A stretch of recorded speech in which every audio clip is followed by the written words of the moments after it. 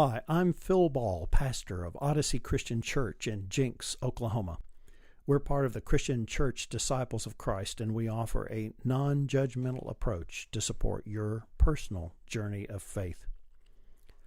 After the message, we invite you to keep listening for a presentation from our wonderful band. And if you want to experience worship live, we invite you to find out all the details at www.facebook.com/Odyssey CC. And it's all good. And this is about the Holy Mystery. And first of all, I want to start off with maybe you going with me in your own personal imagination. And I want you to think back if you can. And this especially goes for Scott. No, I'm sorry.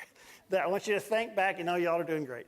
Think back, and you can, to a Christmas before maybe you were like 16. And I think it was easier for me to experience mystery when I was younger. And I don't know if that works for you or not, but if there was a Christmas where you can remember feeling like it was just this mystery out and about, and it was kind of exciting and anticipatory, not necessarily fearful mystery, but that's dramatized by the mystery of what's in the package under the tree. You know, it's like, what's in there?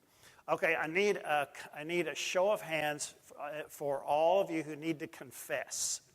How many people attempted to read what was in the package by pushing the paper down real close and getting it in the right light so that you can tell? Danny did, and I did, and Carolyn did. Okay, good job. I love that. Okay, now, another show of hands. When you thought you knew exactly what it was, did you have any surprises? Anybody can remember going, well, that wasn't what I thought it was. Okay. A few of us have that too. Okay. So just to know that, to say that this whole season, being Advent and all the stuff leading up, there's a mystery out and about. And when we can't necessarily sense God's spirit of mystery, I think God allows us to have that through the stuff like presents and things that go on and things that are happening in our lives. And so the Advent season really, in many respects, is a season of mystery.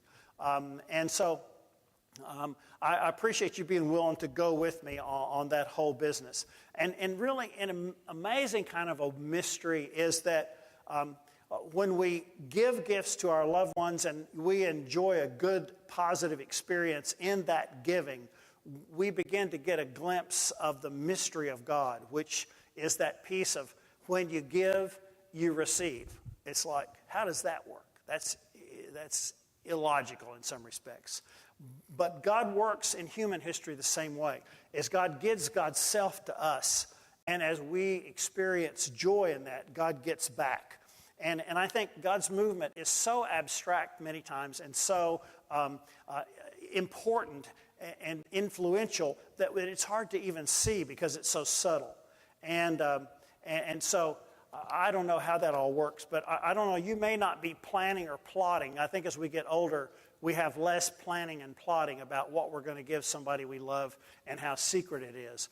But one of the things that happens in my family is I've gotten to where I don't even want to know anything about it until that time that it's time to open, because I want to be surprised. I want to have that mystery dramatized. Well, I think that God's mystery is most seen in two stories, and that's what we're going to look at tonight. And we're going to look at patterns in those stories. And the first one is the angel's announcement to Zechariah.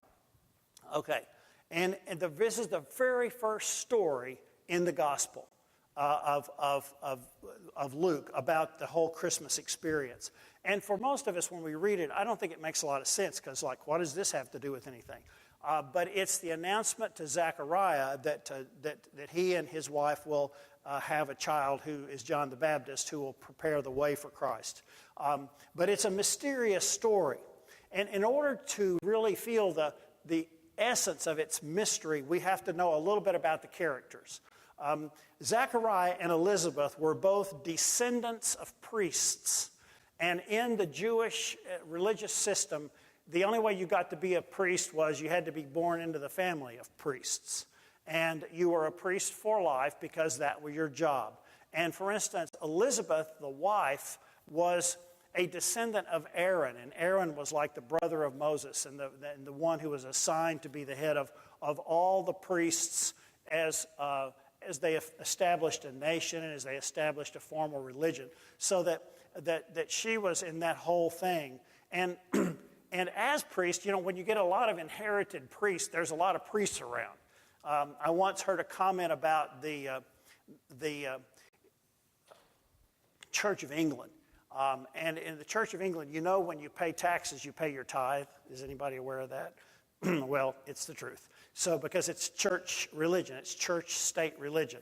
And they said that you could, every time you turn a corner and threw a rock, you would hit an Episcopalian priest. They were just everywhere. There was thousands of them. And this was the way it was with the priests. And so that Zechariah, when it was his turn to serve in the temple in Jerusalem, in the section that's called the Holy of Holies, when he was the only one in there, he had to do certain rituals and prayers and light incense. And it may be that he only did that one time in his entire life. And because they had the priests divided into sections, and just it was a really complicated kind of a thing. And so he had been chosen by lot, by guesswork, to be in that temple. And so he's in there and he's doing this stuff. And I don't know about you, but sometimes I get involved in something and somebody will come in and I just startle me because I'm so concentrated on what I'm doing. And that's the picture I have of what happened with Zechariah. He's in there, he's focusing on the whole thing. And then all of a sudden, this angel appears. And the way Luke talks about it, then appeared to him an angel of the Lord standing at the right side of the altar of incense. And when Zechariah saw him, he was terrified, and fear overwhelmed him. And he said all kinds of things that I didn't want to write down in this book.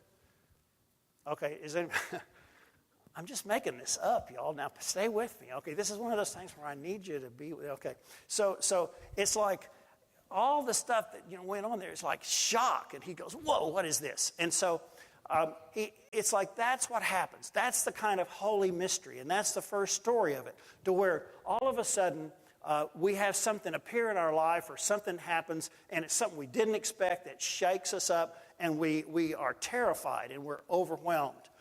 And that's what happened to him. And then when it goes on, and to follow that story real quickly so that you'll know kind of how it goes, is this angel says to him, "You and Elizabeth are going to have a kid." And he goes, "Give me a break. She is so old."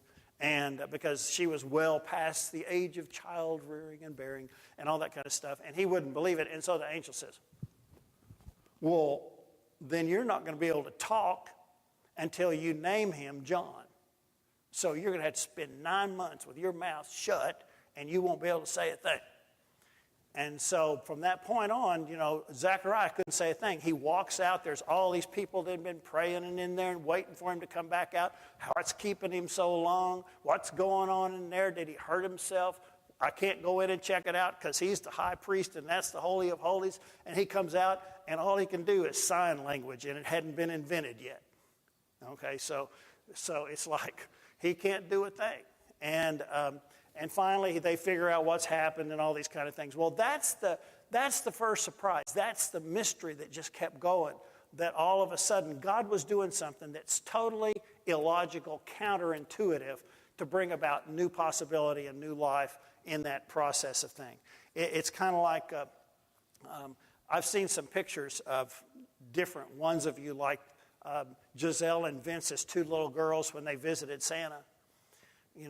They were like freaked. They were on Facebook. They were crying everywhere. And so was Craig and Eileen's grandchild. They were crying everywhere. And that's just kind of, Santa probably showed up to Zechariah, scared him. And, who knows what happened. But that's the first story. And now the second story is kind of similar. And I've put the stuff up for you so that you can kind of look at it. But I'm not going to read it to you. But it says in the Bible, and some people are not aware, that it says, in the 6th month, the angel of Gabriel was sent by a town in Galilee. Well, basically, after Elizabeth had been pregnant for 6 months, then this angel shows up. And that's what they're talking about when they say that. And shows up to Mary, It's best to read this as a young woman to a virgin engaged to a man whose name was Joseph, to a young woman engaged to a man whose name was Joseph in the house of David, and her name was Mary. But I love this one too, because the angel says, "Greetings, O favored one, the Lord is with you." And I love the way that it's translated. But she was much perplexed. Give me a break. I would have been a whole lot better. But she was freaked out, okay, by this whole thing, and by this greeting and what it might mean to her. Because, you got this angel standing there, and mythology has that it was like Gabriel, who's this big, one of the four significant angels in the story of the Jewish angel brigade, and he does all kinds of amazing things. And he says, "Do not be afraid." Now, that tells you her first response was fear, just like Zechariah. And that's the first thing out. "For you have found favor with God, and you will conceive in your womb and bear a son, and you will name him Jesus." It's like he will be great, and there's all these promises that go with it. And then she says, "Well, how can this be? I'm a young woman, and I'm not sexually active," even though it didn't quite say it that way. But the angel said to her, "The Holy Spirit will come upon you, the power Most High will overshadow you." And I'm convinced that that's how God works, birthing all kinds of things, is that we have this sense of ourselves, of what's possible, and all of a sudden it comes over us. And then we begin to do something new. So that there's this surprising, holy mystery that goes on. Now, just for a minute, I want you to stop, and we're going to watch the process. I put you through these processes to a degree. Now I want to step back to the side and watch the process. I want you to learn from what happens. One of the most exciting things about Scripture is to look at the way it happens, as the way it folds out, and as the way it kind of patterns itself. So let's look for clues. The exchange between the angel and Mary. First of all, there's a greeting, and the listener is filled with confusion and bewilderment, with puzzling, sensing complications, difficulty involved. And what I want to tell you is that's a normal way God works. Anytime that in your life you start having those feelings, confusion, bewilderment, puzzlement, complications, difficulty. By the way, that is the dictionary's definition of perplexed. I looked it up and wrote it all out. That's the thing. It's like it's difficult. And then God will say, "It's not going to be that bad. Just relax." Okay?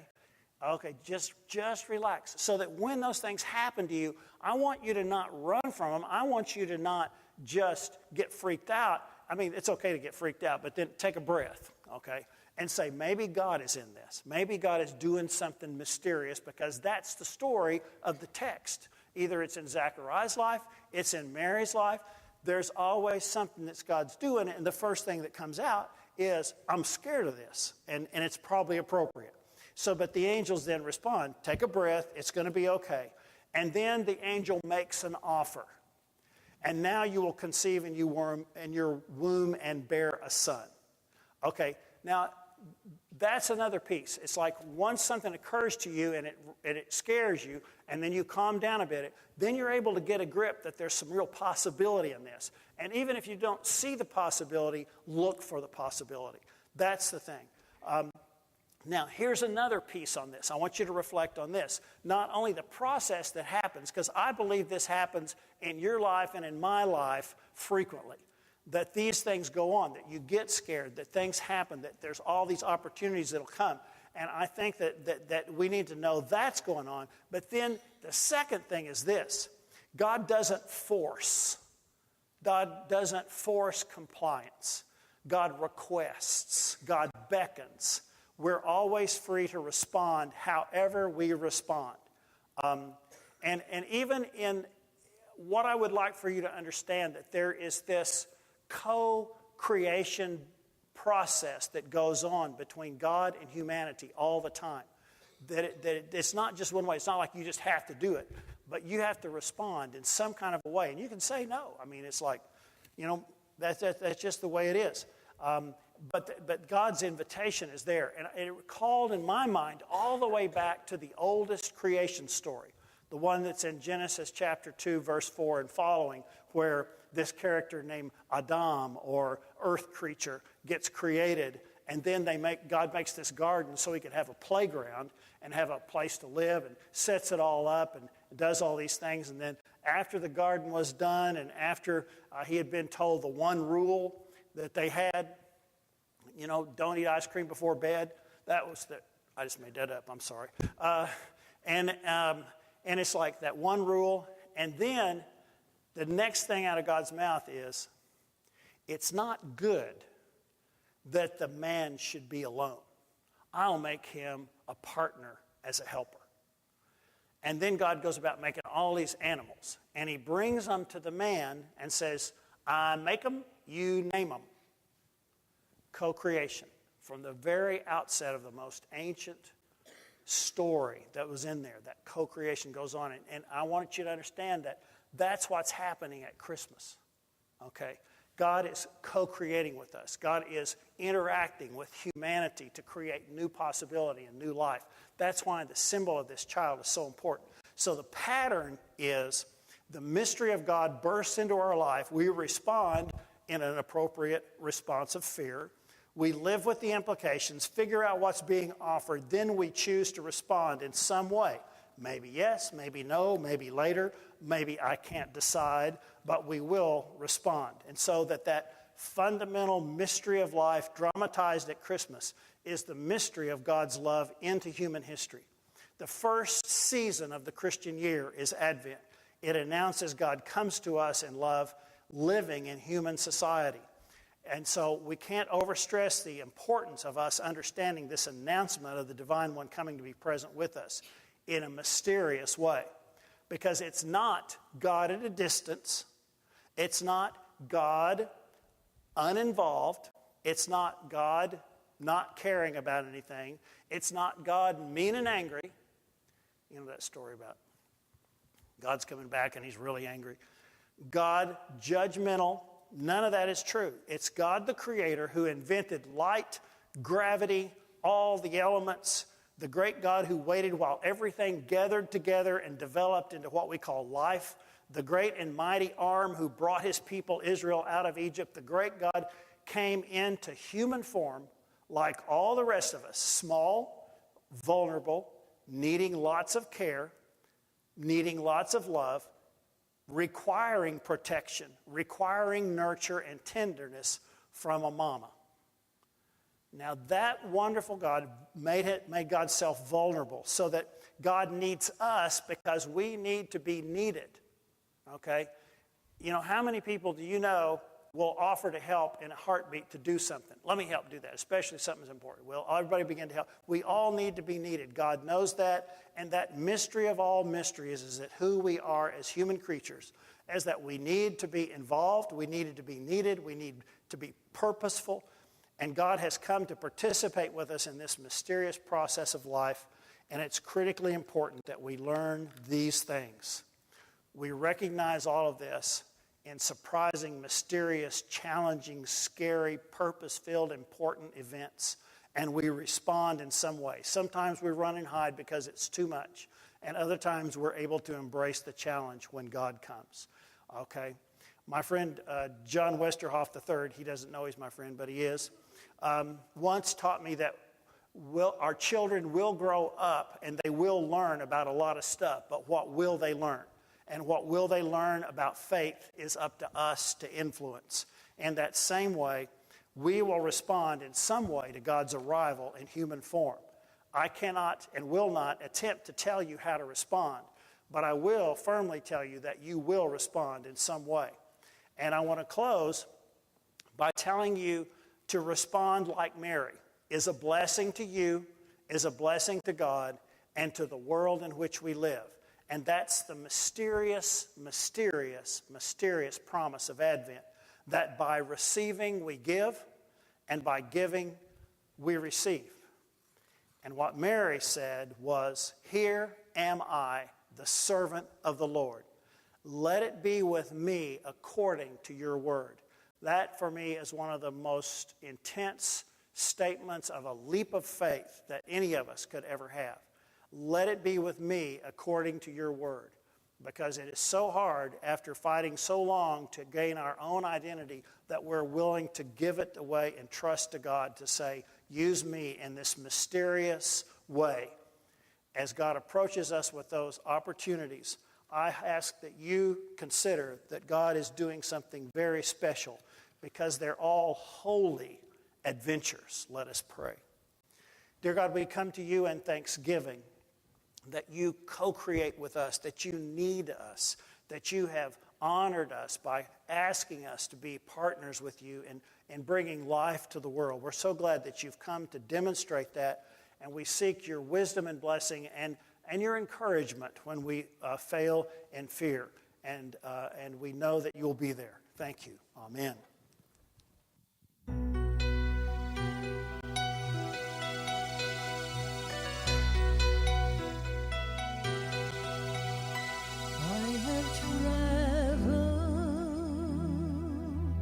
Many moonless nights, cold and weary, with a baby inside, and I wonder what I've done. Holy Father, you have come, chosen me now to carry your son.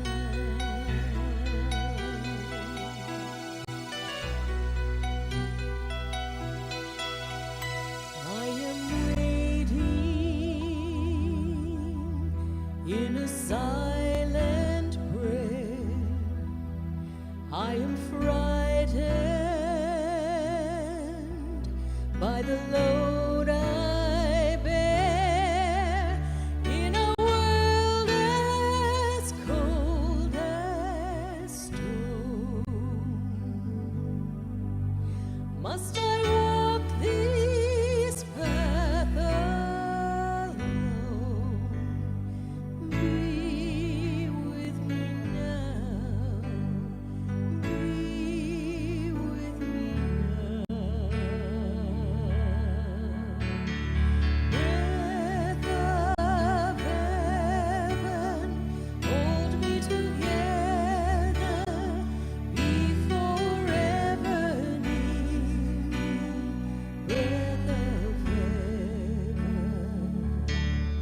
breath of heaven, lighten my darkness, pour over me your holiness, for your holy.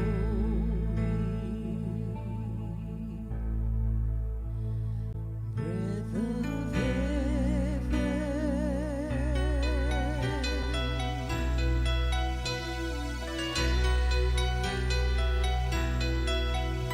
Do you wonder as you watch my face if a wiser one should have had my